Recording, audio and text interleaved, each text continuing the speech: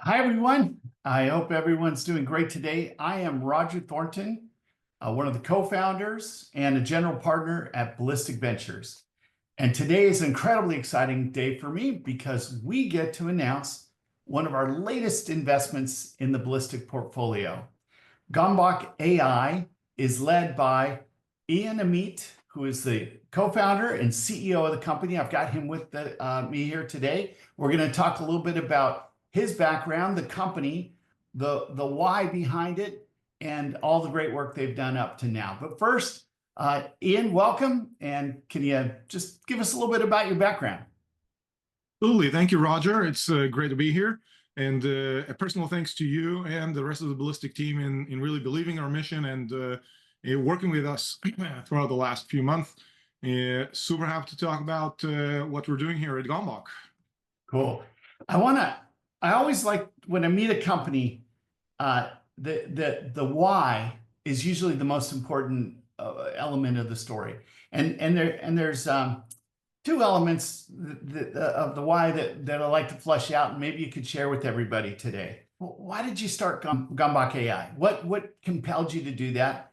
And why is it a company that our investors, our advisors, and friends of the firm and potential customers that are watching today, why should they know about it?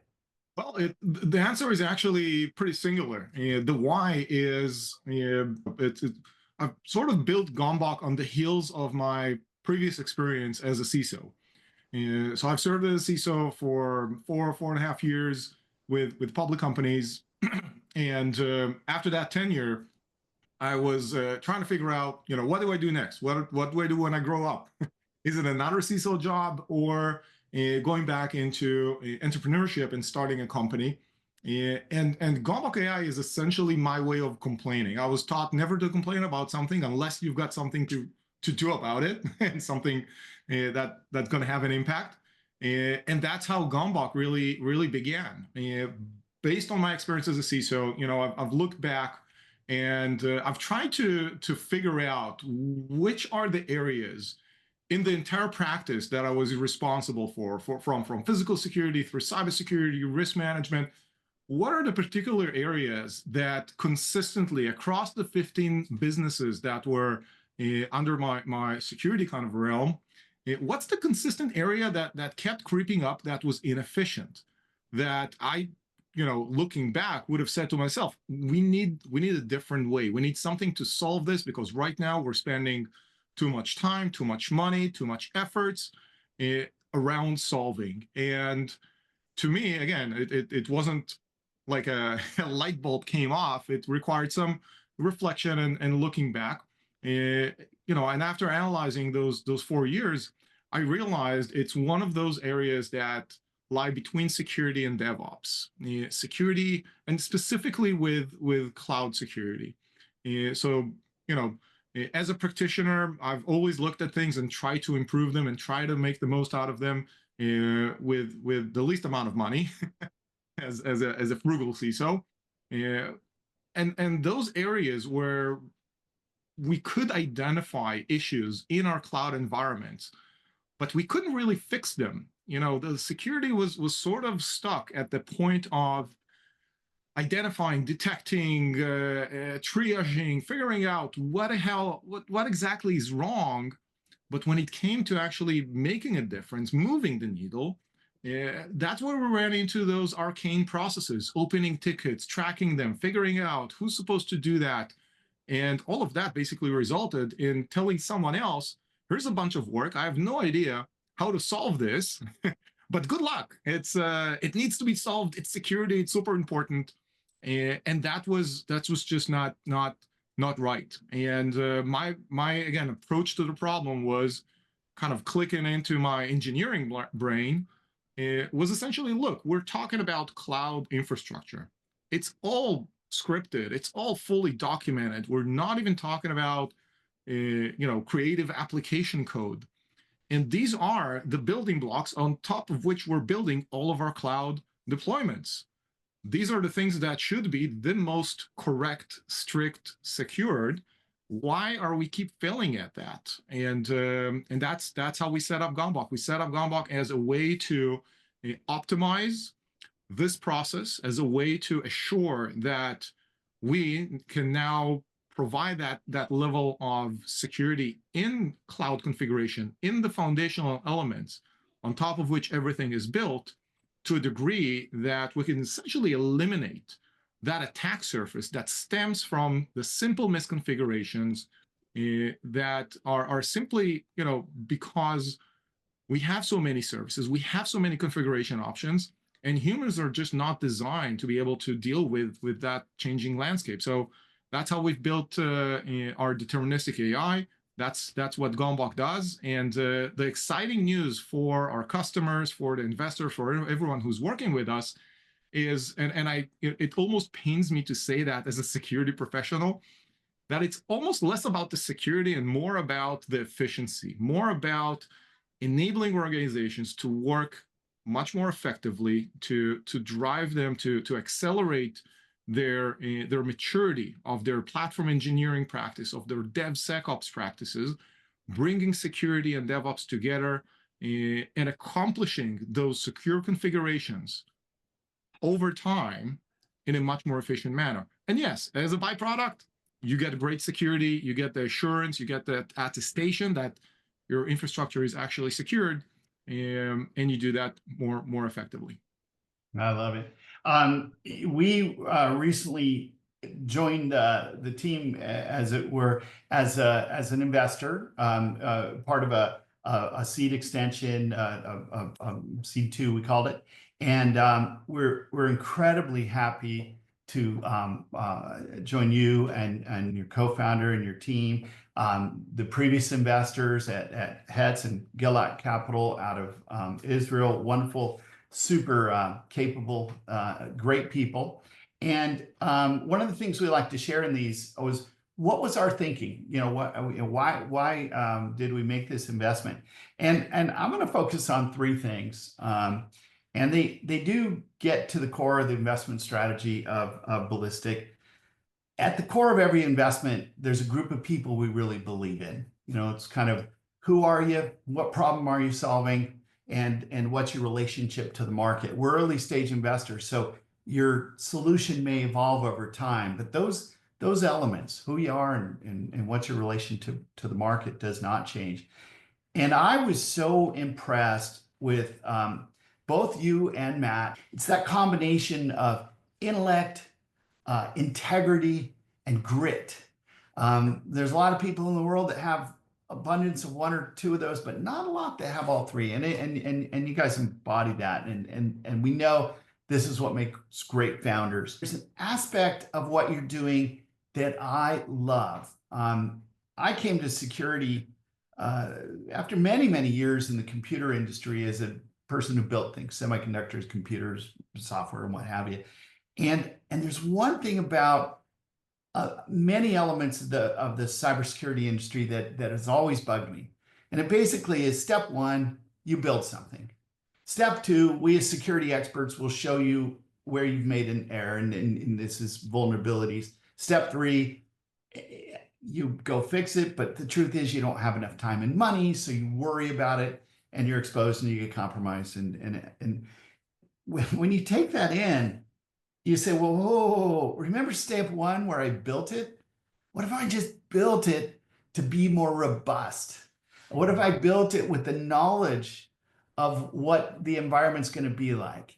And part of what you're going to be told is, well, there's no engineer or DevOps person that can possibly know everything at that moment they need to be worried about.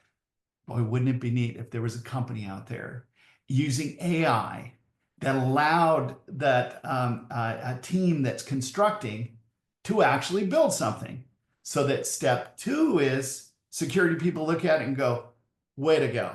And step 3 is and so your company embodies that. So we got the founding team that I just call it doing security right. And there's a third element that's in there. You mentioned DevOps, and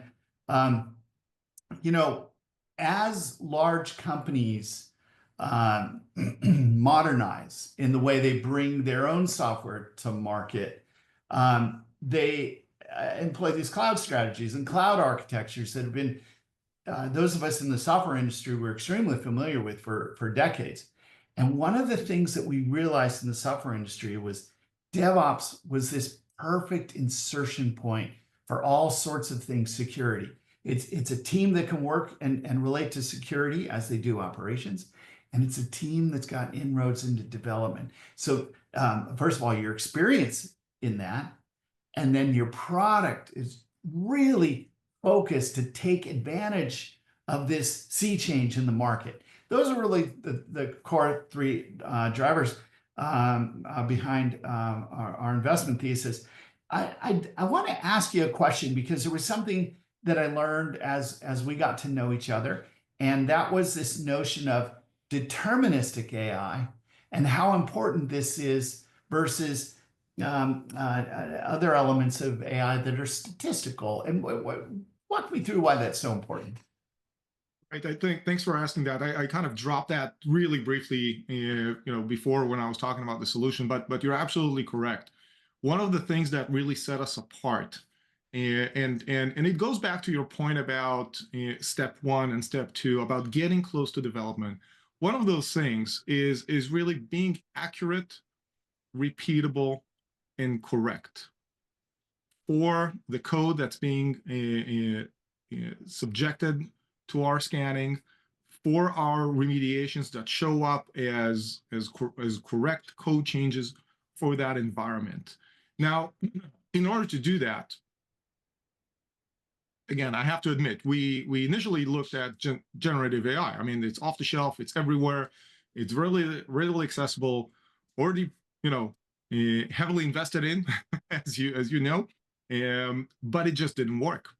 When it came down to engineering, when it comes down to precision and predictability, generative AI just doesn't work. By definition, it's generating. It is a statistical model that's supposed to predict, something close to what you're trying to accomplish. That just doesn't work from an engineering perspective. When I'm asking a question, when I want to accomplish something specific, I want one answer and one answer only, the one that's correct for me and precise for my environment. Generative AI, you ask it that question twice, you're going to get two different answers. Ask it a third time, you're going to get a third one. Again, generative.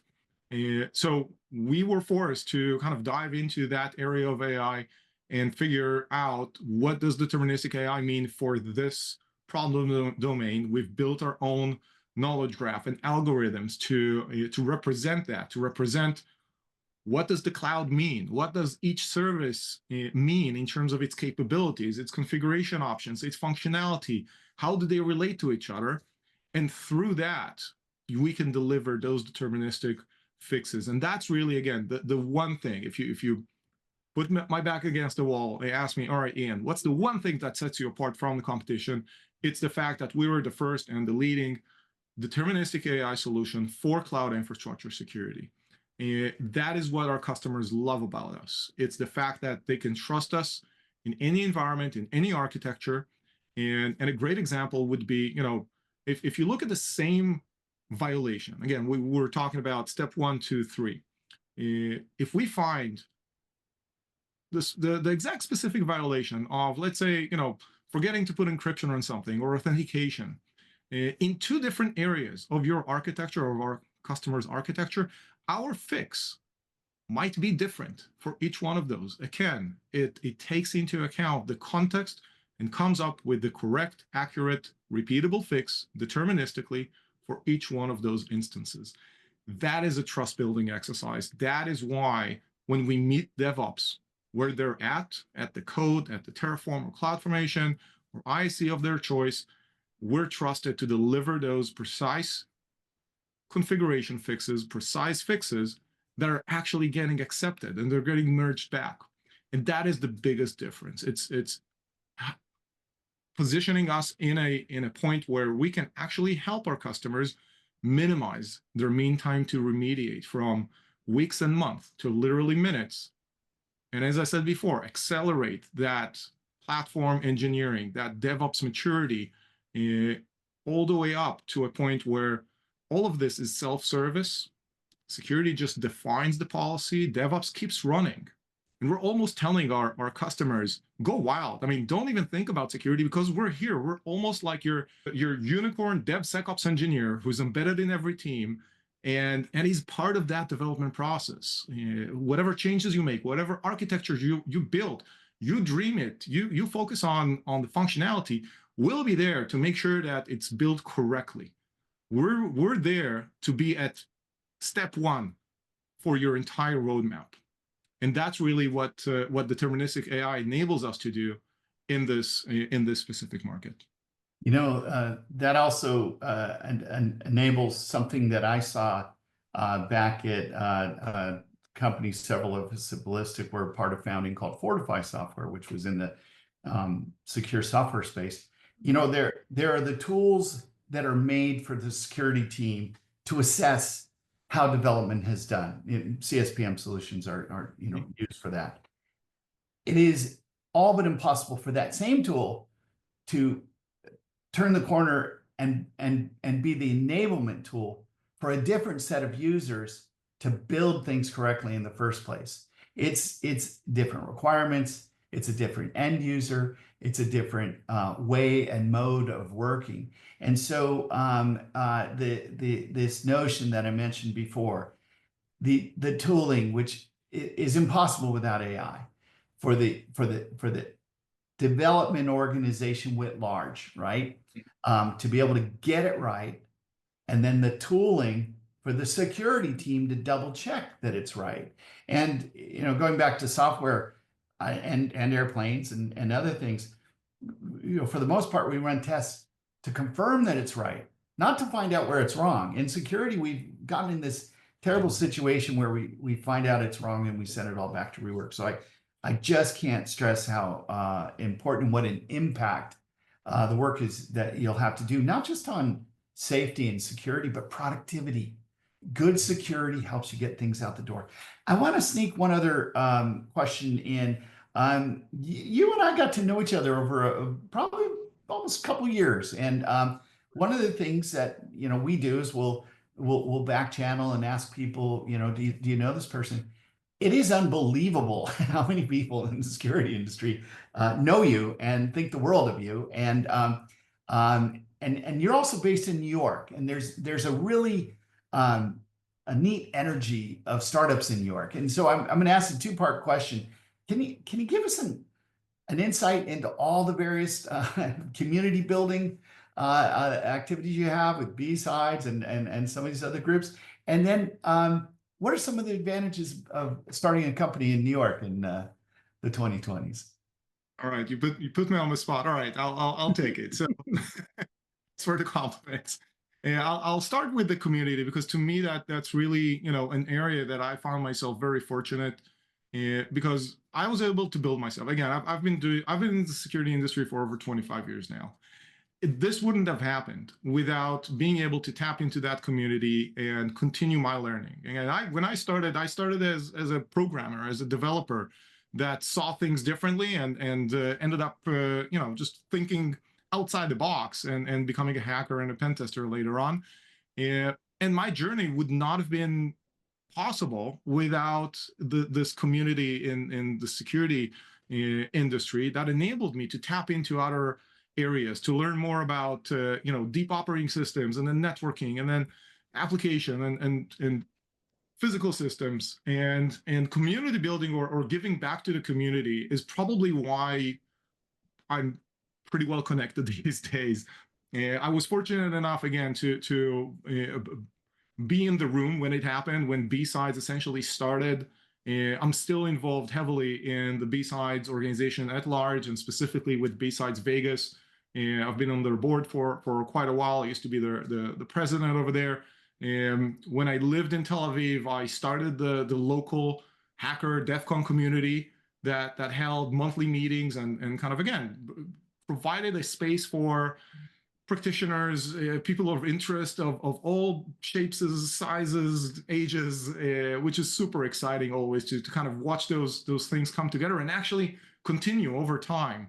Beyond that, again, these days, I've just recently started teaching at Pace University here in New York. One course that overly committed as it is with my CEO startup schedule, I've decided to take on an additional. And again, that's another part of kind of giving back. The dirty secret in the industry is that when you build a community, when you teach people, when you have the privilege of doing that, you're actually learning more than you're teaching because it's only one of me and a handful, sometimes hundreds of them, and guess what? I'm always taking up more. So that kind of the community side, which again I'm super proud of and privileged to had an opportunity to get into and now to give back. The New York part is super easy. It's the energy. I mean, you said it before. It's a city that will either crush you or elevate you. And if you're not built for it, don't try it. But if you can withstand the energy of what's going on here, this is a perfect place for startups. I mean, people from everywhere with such varying backgrounds and expertise and accessibility to everything, to technology, to personnel. I mean, it's the perfect place for me, I think, and for Gomboc to operate at. And fact of the matter is, and you're seeing that now with the Ballistic portfolio, we're starting to become a force of nature. It's no longer just Silicon Valley, and Yeah. we've talked about that, you and I, and yeah, there's quite a buzzing startup scene here in New York, and even the cybersecurity startup scene in New York. So definitely the place to set things up and to operate from. I appreciate that. And yeah, we have three wonderful CEOs in our portfolio that are based out in New York and some parts of the teams of various companies. They're all over the world now, but it's neat to see the resurgence of New York as a startup capital.